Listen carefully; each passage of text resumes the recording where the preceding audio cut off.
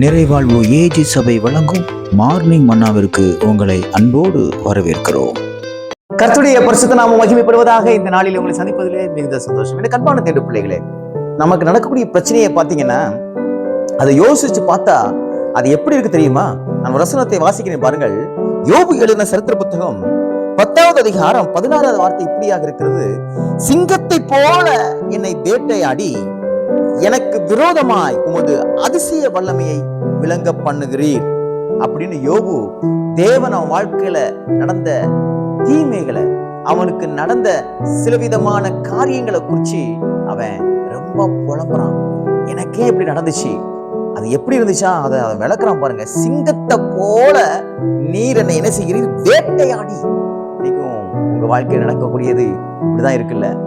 சிங்கம் எப்படி ஒரு மிருகத்தை வேட்டையாடுமோ அதே போலதான் நீங்க வேட்டையாடப்பட்டவர்களாய், காயப்படுத்தப்பட்டவர்களாய், எல்லாராலும் புறக்கணிக்கப்பட்டவர்களாய், உடம்பெல்லாம் காயம் மாத்திரமல்ல இருதயத்திலும் காயம் உள்ளவர்களாய் நீங்கள் இன்னைக்கு காணப்படலாம்.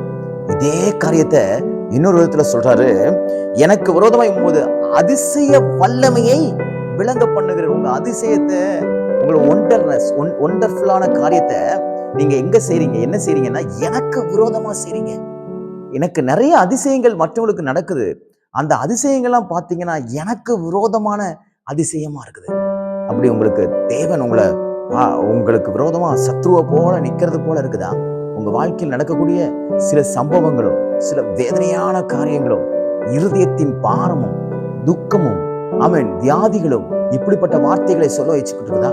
கர்த்தர் என்ன வேட்டையாடுறாரு, எனக்கு இப்படிப்பட்ட பாரு, நானும் எழும்பிடலான்னு பார்க்க முடியவே இல்லை, என்னால நான் மேல வந்துடலான்னு பார்க்க முடியவே இல்லை, என்னால இந்த வாழ்க்கையை வாழவே முடியாது போல் இருக்கு, என்னால இந்த வேலையை செய்யவே முடியாது போல் இருக்கு, என்னால இந்த பிசினஸை செய்யவே முடியாது போல் இருக்கு, என்னால இந்த படிப்பை படிச்சு முடிக்கவே முடியாது போல் இருக்கு, எனக்கு சரியா சீட்டு கிடைக்காது போல் இருக்கு, நான் வாழ்க்கையில முன்னேறவே முடியாது போல் இருக்குன்னு சொல்லி ஒரு வேட்டையாடக்கூடிய அனுபவத்துக்குள்ள நீங்க காணப்படுறீங்களா?